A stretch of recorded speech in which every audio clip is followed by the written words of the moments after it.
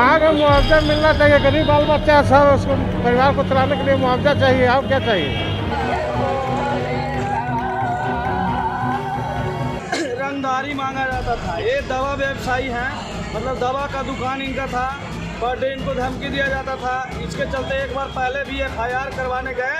नमस्कार, आप देख रहे हैं DTV भारत और आपके साथ मैं हूं शर्मिला चौहान।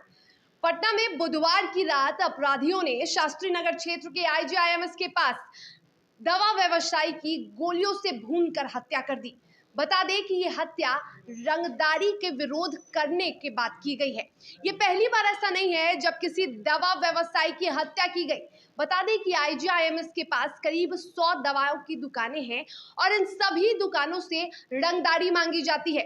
ये भी कहा जाता है कि जो रंगदारी नहीं देता है, जो भी व्यवसायी, उसकी दवा की दुकान नहीं चलने दी जाती है। तो यहाँ पर अपराधियों के हौसले काफी बुलंद है। यहाँ पे अपराधी बिना रंगदारी दिए किसी भी व्यवसायी को दुकान खोलने की अनुमति नहीं देते हैं, जिसका विरोध करने पर उनकी हत्या कर दी जाती है। ये पहली बार नहीं है, इसके पहले भी IGIMS के पास ही दवा व्यवसायी पर हमला बोला गया था, उसे गोलियों से भूना गया था और एक बार फिर रंगदारी का विरोध करने पर दवा व्यवसायी की गोलियों से भूनकर हत्या कर दी जाती है। बता दें कि कई दिनों से दवा व्यवसायी वीरेंद्र यादव पर अपराधियों ने नजर रखा हुआ था। अपराधियों की नजर उन पर हर वक्त रहती थी और हर रोज की तरह जब वीरेंद्र यादव चाय पीने दुकान पर जाते हैं तो निकलने के दौरान अपराधियों ने उन पर हमला बोल दिया, उन्हें गोलियों से भून दिया और इसी दौरान एक 10 साल का बच्चा जिसका नाम अरबाज बताया जा रहा है, उसे भी पैर में गोली लग गई, जो कि उस वक्त घायल हो गया। हालांकि आपको बता दें कि दवा व्यवसायी की मौके पर ही मौत हो गई, लेकिन फिलहाल वो बच्चा जख्मी हालत में इलाजरत है और IGIMS के इमरजेंसी वार्ड में भर्ती है। लेकिन इन सब के बावजूद अब बड़ा सवाल ये होता है कि सुशासन बाबू की राज में, राजधानी पटना में इस तरह की वारदात को आए दिन अंजाम देना ये कितना सही है। सबसे बड़ा सवाल है कि आए दिन इस तरह की हरकतों को अंजाम दिया जाता है, इस तरह की वारदातों को अपराधियों द्वारा अंजाम दिया जाता है और ऐसे में प्रशासन पर लापरवाही का सवाल उठना तो जायज है।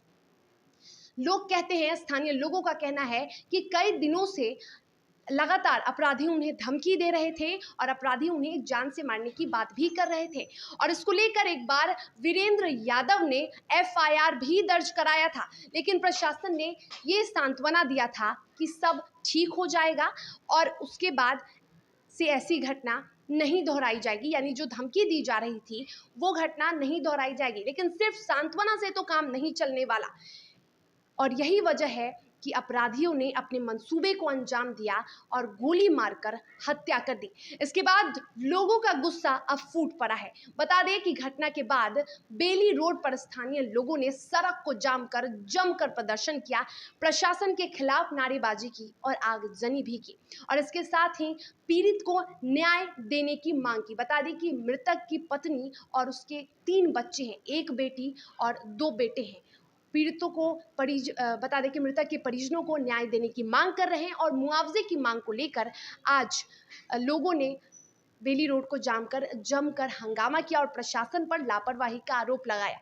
लेकिन सवाल ये उठता है कि क्या आए दिन ऐसी होने वाली घटनाओं का होना सही है? क्या ऐसी घटनाओं पर कभी लगाम लग सकेगा? एक तरफ नीतीश कुमार ग्राफ्स दिखाते हैं और डेटा दिखाते हैं और ये कहते हैं कि बिहार में अपराधी पर लगाम लग रहा है, बिहार में अपराध पर लगाम लग रहा है, लेकिन क्या ये बातें सच हैं? जिस तरह से व्यवसायियों की हत्या हो रही है, राजधानी पटना में भी लोग सुरक्षित नहीं हैं और अन्य जिलों की खबरें तो आप रोज देखते हैं।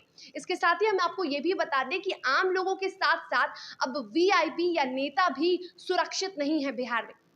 तो सवाल यह है कि बिहार में अपराध पर लगाम कब लगेगा? आखिर क्यों अपराधी बिहार में इतने बेखौफ हो गए? आखिर क्या कमी है सुशासन बाबू के इस सरकार में? मांग है मुआवजा मिलना चाहिए। गरीब बाल बच्चा है, सब उसको परिवार को चलाने के लिए मुआवजा चाहिए। और क्या चाहिए? प्रशासन, पुलिस प्रशासन यहाँ मौजूद है। हाँ। क्या आश्वासन मिला? मिला तो कि BPL की अति मिला है, उसमें मिलेगा। अब बच्चा पढ़ा हुआ है, उसको देखेंगे हम। मैंने ये आश्वासन दिए कि ऐसा ऐसा होगा।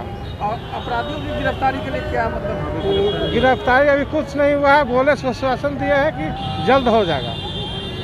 आप लोग क्या मांग पर अड़े हैं या फिर अब प्रशासन लोग कह रहे हैं तो उनका भी बात तो मानना ही ना पड़ेगा। हम अभी तक वरे हुए थे, बाकी प्रशासन श्वासन दिया कि ऐसा ऐसा है, सुन रहे हैं। रंगदारी मांगा जाता था। ये दवा व्यवसायी हैं, मतलब दवा का दुकान इनका था। पर डे इनको धमकी दिया जाता था। इसके चलते एक बार पहले भी FIR करवाने गए, लेकिन वहाँ थाना से घुमा दिया गया, थाना प्रभारी के द्वारा बोला गया कि जाइए हम लोग देख लेंगे, ठीक है। उसके बाद 10 दिन 15 दिन 1 महीना हो गया। 1 महीना कल के डेट में 7:45 या 7:45 बजे के करीब में उनको गोली मार दिया गया, ठीक है।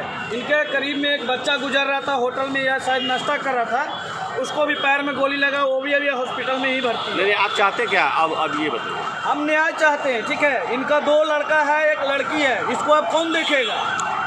हम प्रशासन से यही उम्मीद रखते हैं कि इनको न्याय मिलना चाहिए, और नीतीश कुमार जी से भी यही उम्मीद रखते हैं। अभी आप लोग क्या कर रहे हैं?